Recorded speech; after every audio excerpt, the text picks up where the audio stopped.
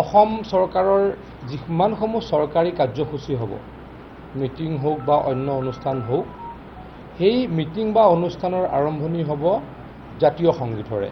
মোৰ আপোনাৰ দেশৰে মিটিং বা অনুষ্ঠান বা যিকোনো কাৰ্যসূচী আৰম্ভ হ'ব আৰু শেষ হ'ব ৰাষ্ট্ৰীয় সংগীতৰে। জনগণ মন অধিনায়ক ৰাষ্ট্ৰীয় সংগীতৰে শেষ হ'ব।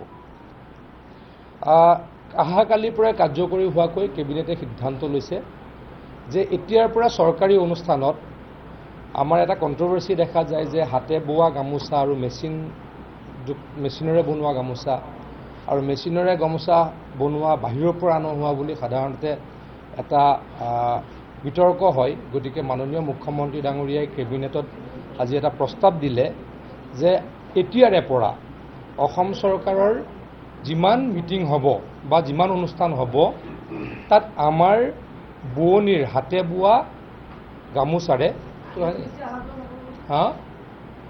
গামোচা ব্যৱহাৰ কৰা হ'ব।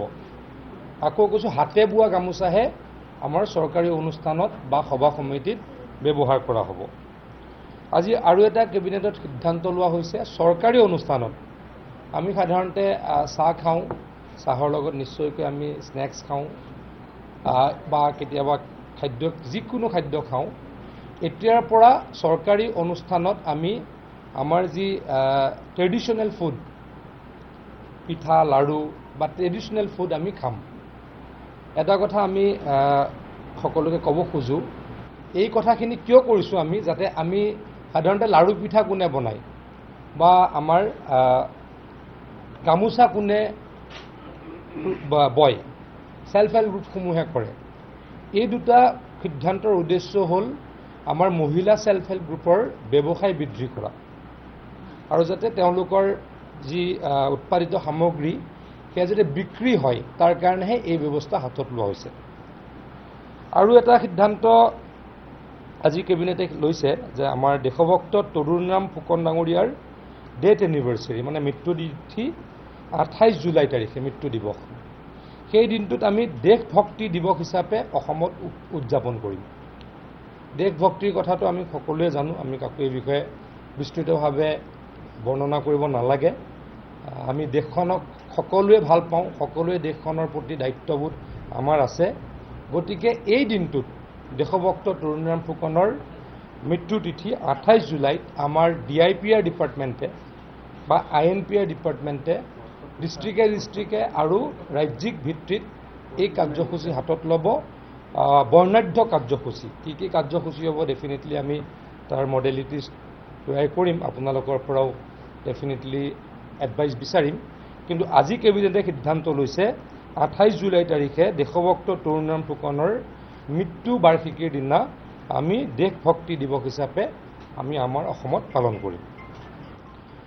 আৰু এটা গোপীনাথ বৰদলৈ ডাঙৰীয়াৰ, আমাৰ প্ৰয়াত আমাৰ অসমৰ প্ৰথম প্ৰধানমন্ত্ৰী বা মুখ্যমন্ত্ৰী, এতিয়া প্ৰধানমন্ত্ৰী আজিৰ মুখ্যমন্ত্ৰী কওঁ, গোপীনাথ বৰদলৈ ডাঙৰীয়াৰ মৃত্যুৰ তিথি হৈছে 5 আগষ্ট। সেইদিনাখন আমি কৰ্মচাৰী দিৱস হিচাপে পালন কৰিম। গোটেই অসমত আমি কৰ্মচাৰী দিৱস পালন কৰিম আৰু এই কৰ্মচাৰী দিৱসত আমি 5জন শ্ৰেষ্ঠ কৰ্মচাৰী, যিখিনি গেজেটেড অফিচাৰ নহয়, যিখিনি কৰ্মচাৰী পৰিষদৰ আণ্ডাৰত থাকে, যিখিনি শিক্ষক নহয়, মানে শিক্ষক দিৱসত শিক্ষকসকলক বেলেগকৈ যিহেতু পুৰস্কাৰ দিয়া হয়, যিখিনি কৰ্মচাৰী, যিসকল কৰ্মচাৰী পৰিষদৰ আণ্ডাৰত থাকে কিন্তু শিক্ষক তাৰ পৰা এক্সক্লুডেড হৈ থাকিব, তেওঁলোকৰ ডিষ্ট্ৰিক্টত 5জনকৈ শ্ৰেষ্ঠ কৰ্মচাৰীক আমি চিলেক্ট কৰিম প্ৰতি জিলাত, আৰু তেখেতলোকক পুৰস্কৃত কৰিম।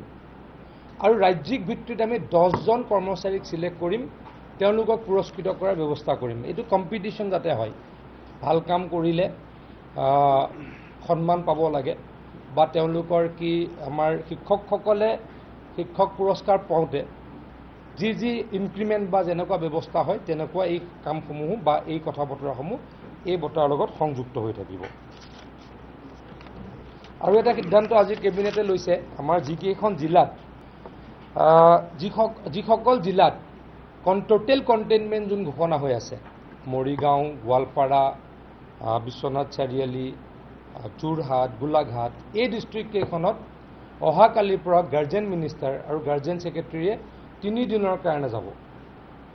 কিন্তু কেশৱ মহন্ত ডাঙৰীয়া গোলাঘাট আৰু মৰিগাঁও 2খন জিলাৰে গাৰ্জেন মিনিষ্টাৰ, যিহেতু তেখেতে গোটেই অসমৰ কোভিড পৰিৱেশ চাই থাকিব লগা হৈছে, আজিৰ কেবিনেটে তেখেতৰ ঠাইত জ্যেষ্ঠ মন্ত্ৰী চন্দ্ৰমোহন পাটোৱাৰী ডাঙৰীয়াক এই 2খন ডিষ্ট্ৰিক্ট 3 দিনৰ কাৰণে ভ্ৰমণ কৰিবলৈকে উপদেশ দিছে।